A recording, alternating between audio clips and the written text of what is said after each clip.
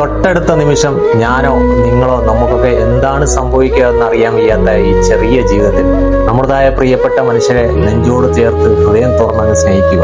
നഷ്ടബോധത്തിന്റെ ലാഞ്ചനകൾക്ക് വിട്ടുകൊടുക്കാതെ, പിന്തിരിഞ്ഞു നോക്കുമ്പോൾ സ്നേഹിച്ചില്ലല്ലോ എന്ന തോന്നലുകൾക്ക് ഇടം കൊടുക്കാതെ, ഇണക്കങ്ങളും പരിഭവങ്ങളും മാറ്റി നിർത്തി നിറപുഞ്ചിരിയോടുകൂടി കൈപിടിച്ച് ചേർത്ത് നിർത്തി അങ്ങ് സ്നേഹിക്കുക.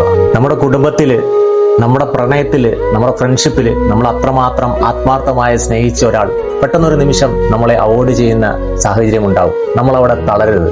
കാരണം നമ്മുടെ സ്ഥാനത്ത് അവർക്ക് വേറെ ആളെ കിട്ടി എന്നുള്ളതിന്റെ സൂചനകൾ മാത്രമാണത്. നമ്മൾ അയക്കുന്ന മെസ്സേജുകൾക്ക് റീപ്ലൈ തരാതിരിക്കുക. അവരെ 24 മണിക്കൂർ എപ്പോഴും ഓൺലൈനിൽ വന്നും പോയി നിൽക്കുമ്പോഴും നമ്മൾ അയക്കുന്ന മെസ്സേജുകൾ കാണാതിരിക്കുക. നമ്മുടെ മെസ്സേജുകൾ കണ്ടിട്ട് മെസ്സേജിന് റീപ്ലൈ തരാൻ താമസിച്ചു പോവുക എന്നൊരു അവസരങ്ങൾ ഉണ്ടാവുമ്പോൾ ഒരിക്കലും നമ്മൾ അവരുടെ പിറകിൽ പോയി അവരെ ശല്യപ്പെടുത്താതിരിക്കുക. അവരെ അവരുടേതായ വഴിക്ക് വിടുക. കാരണം നമ്മളെ അവർക്ക് വേണ്ട എന്നുള്ളതിന്റെ സൂചനയാണ്. നമ്മളെ സ്നേഹിക്കുന്നവരെ മാത്രം നമ്മൾ ഹൃദയം തുറന്ന് നെഞ്ചോട് ചേർത്ത് വെച്ച് ആത്മാർത്ഥമായിട്ട് അങ്ങ് സ്നേഹിച്ചു കളയുക.